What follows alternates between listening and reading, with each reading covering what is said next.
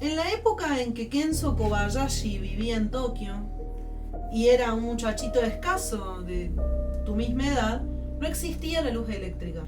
Ni calles, ni caminos, ni carreteras estaban iluminadas como hoy en día. Por eso, a partir del anochecer, quienes fueran a las casas debían hacerlo provisto de sus propias linternas. Era así como bellos faroles de papel podían verse aquí o allá, encendiendo la negrura con sus frágiles lucecitas.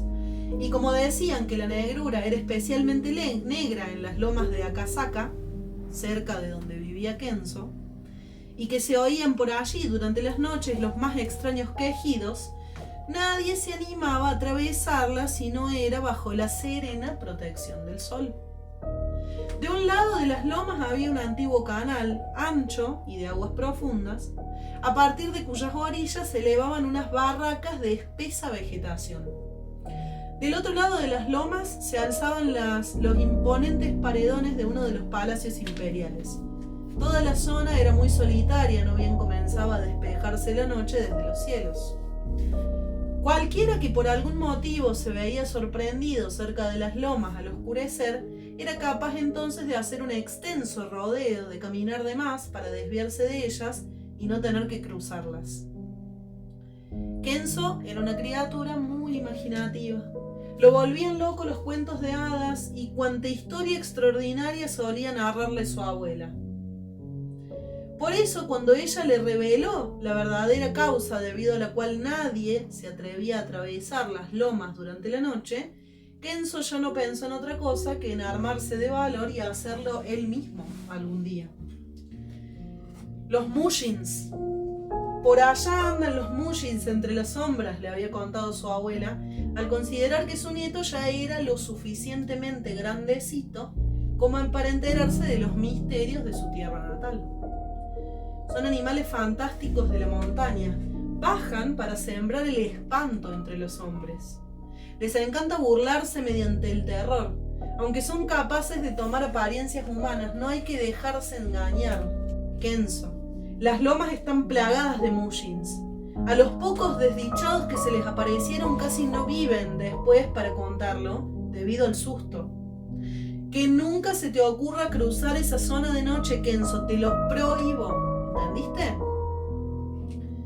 La curiosidad por conocer a los Mushins crecía en el chico a medida que su madre iba marcando una rayita más sobre su cabeza contra una columna de madera de la casa, como solía hacerlo para medir su altura 2 o 3 veces por año.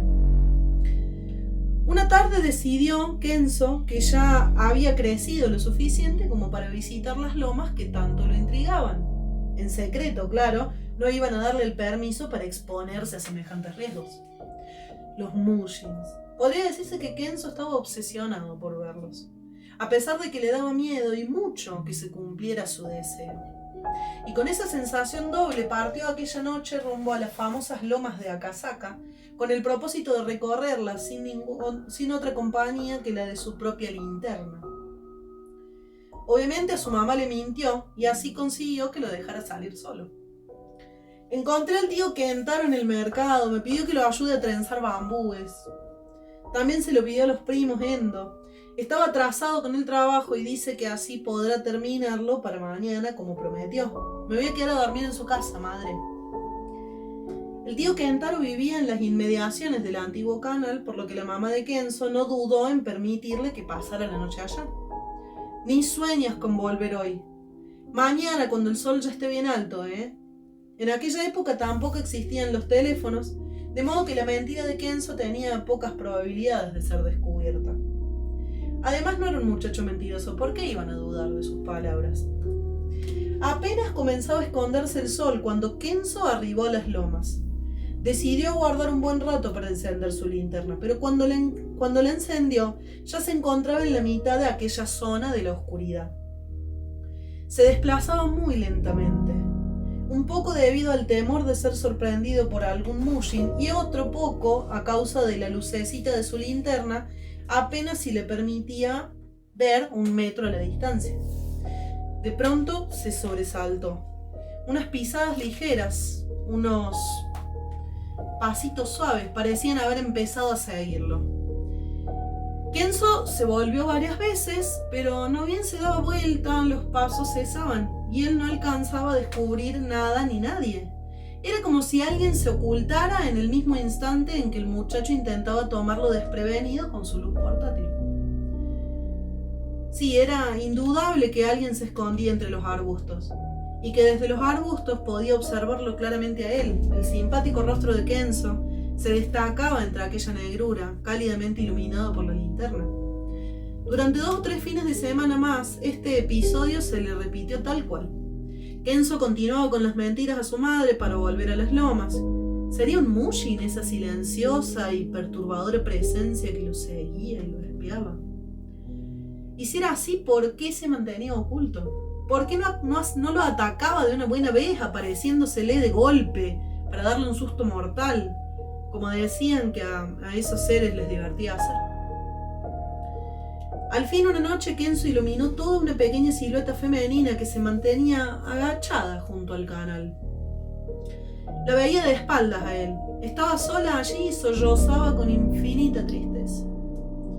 Parecía la voz de un pájaro desamparado. Con desconcierto, pero igualmente conmovido, el muchacho prosiguió con su inesperada infección. Mientras ella aparentaba no tomar en cuenta su proximidad, continuaba de rodillas junto a la orilla del canal, gimiendo. Era una niña de la edad de Kenzo. Estaba vestida con sumo refinamiento. También su peinado era el típico de las jovencitas de muy acomodada familia. La confusión de Kenzo se iba convirtiendo en gigante.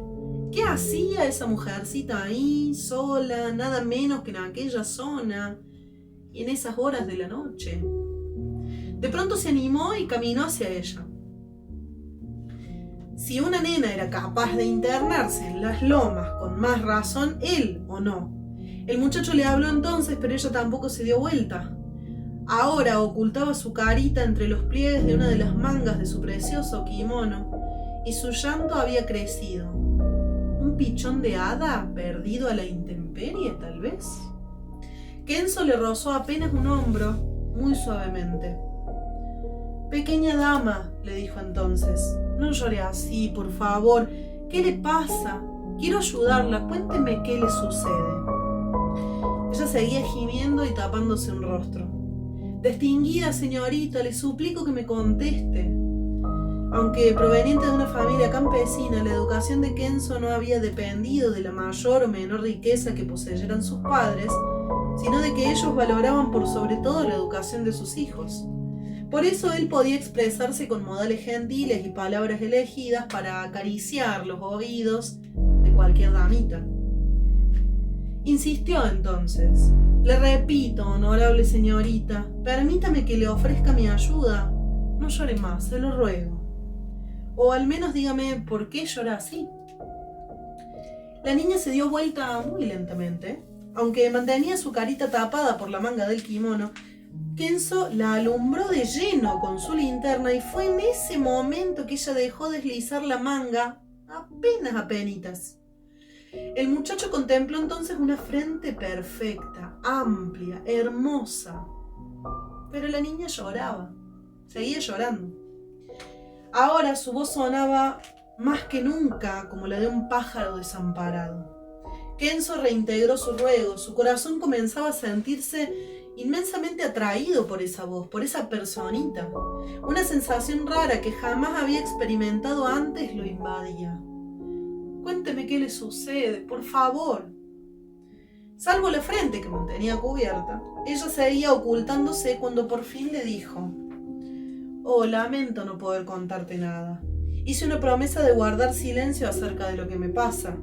Pero lo que sí puedo decirte es que fui yo quien te ha estado siguiendo durante estos días.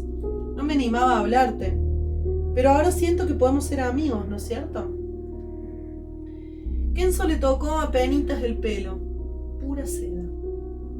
En ese instante fue cuando ella dejó caer la manga por completo y el chico, horrorizado, vio que su rostro carecía de cejas, que no tenía pestañas ni ojos, que le faltaba la nariz, la boca, el mentón, una cara lisa, completamente lisa. y desde esa especie de gran huevo inexpresivo partieron unos chillidos burlones y enseguida una carcajada que parecía que no iba a tener fin. Kenzo dio un grito y salteó corriendo entre la negrura que volvía a empaquetarlo todo. Su linterna rota y apagada quedó tirada junto al canal. Y Kenzo corrió, espantado. Y corrió mientras aquella carcajada le seguía resonando en el silencio. Frente a él y su carrera solamente ese túnel de la oscuridad que el chico imaginaba sin fondo, como su miedo. De repente, y cuando ya lo perdían las fuerzas, vio las luces de varias 19 linternas a lo lejos, casi donde las lomas se fundían con los murallones del castillo imperial. Desesperado, se dirigió hacia allí en busca de auxilio. Cayó de bruces cerca de lo que parecía ser un campamento de vendedores ambulantes echados a un costado del camino. Todos estaban de espaldas cuando Kenzo llegó. Parecían dormitar sentados de caras hacia el castillo. ¡Socorro, socorro!, exclamó el muchacho. ¡Ay, no! Y no podía decir más. ¿Qué te pasa?, le preguntó bruscamente el que, por visto detrás, parecía el más viejo del grupo. Los demás permanecían en silencio. ¡Ay, no! ¡Qué horror! Kenzo no lograba explicar lo que le había sucedido, tan asustado como estaba. ¿Te hirió a alguien? Pero no. ¿Te asaltaron, tal vez? No. Entonces, solo te asustaron, ¿eh?, le preguntó nuevamente con aspereza, ese que parecía el más viejo del grupo. Es que, suerte encontrarlos a ustedes, no, qué espanto. Encontré una niña junto al canal y ella me mostró... Nunca voy a poder contar lo que ella me mostró. Me congela el alma de solo recordarlo. Si usted supiera. Entonces, como si todos los integrantes de aquel grupo se hubiesen puesto de acuerdo a una orden no dada, todos se dieron vuelta y miraron a Kenzo con sus rostros iluminados desde los mentones con las luces de la linterna. El viejo se reía a carcajadas estremecedoras como las de aquella niña mientras le decía: ¿era algo como esto lo que ella te mostró?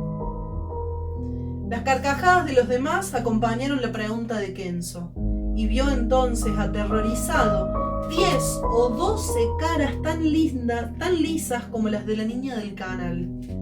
Durante apenas un instante las vio, porque de inmediato todas las linternas se apagaron y el coro, como de pajarracos, cesó y el muchacho quedó solo, prisionero de la oscuridad y del silencio, hasta que el sol del amanecer lo devolvió a la vida y a su casa. Los Mushins jamás volvieron a recibir su visita. Los Mushins, de Elsa Bornemann.